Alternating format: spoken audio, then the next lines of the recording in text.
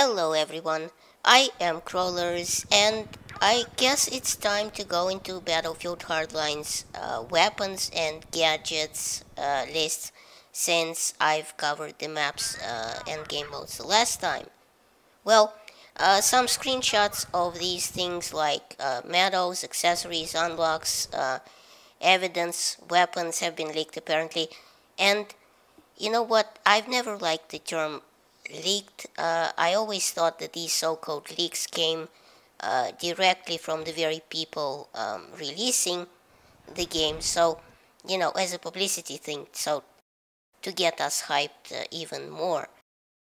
Does anyone else think that? I kind of do. Well, whatever it is, let's talk a bit about them. Now, unfortunately, as we all kind of had an idea of these things, they are mostly the same as in Battlefield 3 or 4. I mean, Visceral isn't gonna reinvent the wheel here. Yes, there will be some small changes here and there, a couple of new weapons, but overall the theme is quite the same. And as far as the gadgets go, I think we're pretty familiar with most of them from the last beta that was this summer. Standard things like ammo and health packs, defeat paddles, a gas mask, armor, C4, fragmentation and concussion grenades, an adrenaline syringe, a grappling hook, and what seems to be an LRAD or a long-range acoustic device. You know, the high-powered sound emitters that they put on places like embassies and ships, so people don't get too close to them. We also have quite a few patches, including flags and things like that, level promotional bling, battle packs and squad upgrades, and things like that, icons for pickups. Obviously, the battle pack system is coming back in a big way, although much of us don't like it. EA won't get rid of it because, that adds hype to the game, that random element that gets you, excited. And also, as it's a way to nickel and dime the players, because these battle packs could be sold for, $3 a pop. Personally, I hate battle packs. I don't like the random element in any unlock system progression, and I'm sure shit not gonna pay for one. And here we have some vehicle icons, as you can see, most of which we've already driven in the previous beta. The cars and bikes, there will be boats, a fuel truck serving as a capture point for Hotwire, and bikes and armored vehicles. And what interests me the most, hoverboats. I bet that's gonna be a hoot.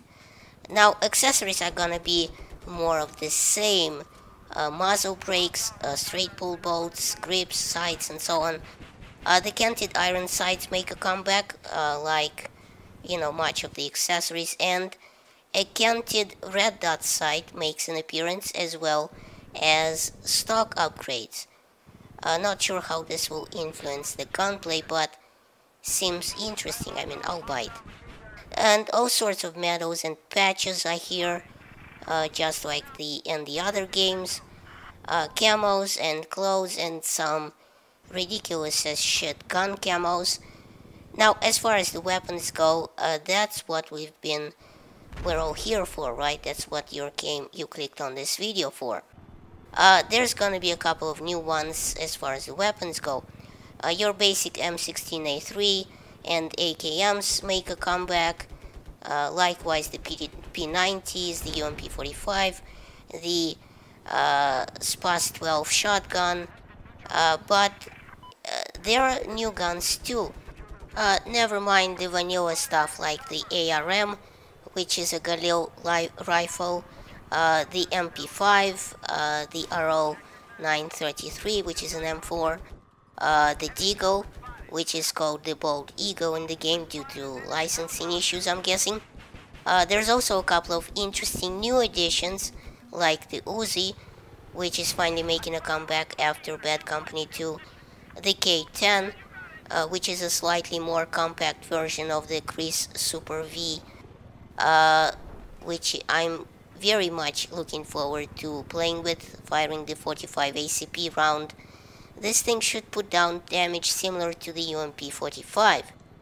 The interesting FGM-9, or the foldable machine gun, a stowable, foldable thing that's built around the G18. The 300 Knockout, which is a modified version of the Remington R700 rifle, which I believe will be in the game too. The Saiga 308, a civilian semi-auto rifle version of the Saiga design. The PTR-91, a semi-auto version of the G3. The MG36, which we all know and love. A double-barrel shotgun. A pump gun that was popularized in every movie ever made. The Ithaca 37. And the Swedish K, or the Carl Gustaf M45, an old school and more rare than the other assault rifles with buckets of character. Honestly, it's like putting a Tommy gun into the game, you know. It's just giving it a lot more of that gangsta style. Some new revolvers make it into the game, and fingers crossed they won't add trigger delay. These are the Taurus Judge, a Brazilian revolver with an interesting story. This thing is a smaller capacity drum of only 5 shots, but these aren't regular bullets, you see.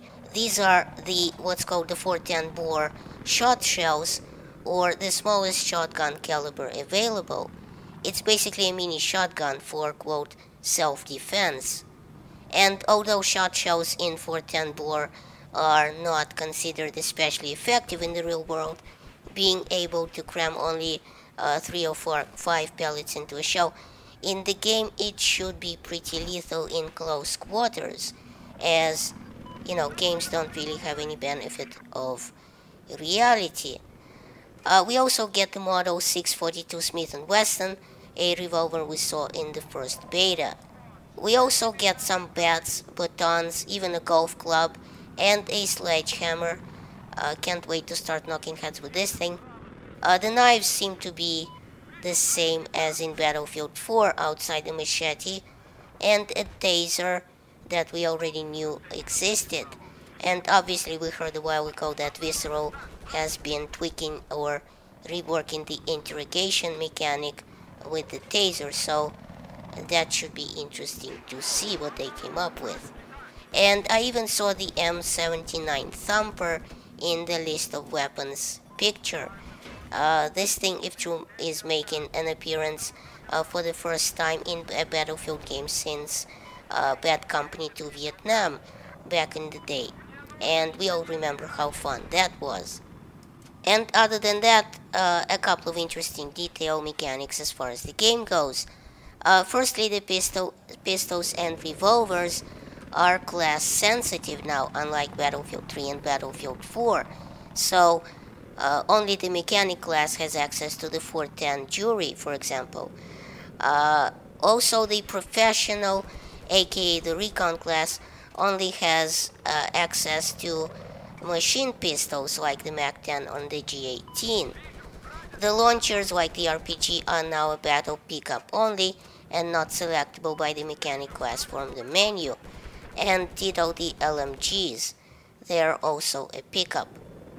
So I'm looking forward to the beta to see if there's enough new material there to justify, you know, buying the game, and it's not just a very expensive expansion pack to Battlefield 4. I mean, I sincerely hope it's fun. Oh, I also hear that Revolution, which is of course making a comeback since this is a Frostbite 3 engine game after all, and that is its crowning achievement. Well, I hear it's being ramped up from the first beta, and I really hope it's because, you know, it is because the crane falling on downtown was a bit, you know, lethargic. Oh, and by the way, the 2 billion points have been achieved in Rush in Battlefield 4, so the heist mode has been unlocked for the Hardline beta, so we will be playing that as well. And according to unofficial sources, that leaked information. The beta should be coming on February the 3rd. So thanks for watching. Please rate and share this video, it helps my channel grow. Check out my other videos at the end of this one. And remember, in Soviet Russia, YouTube subscribes you.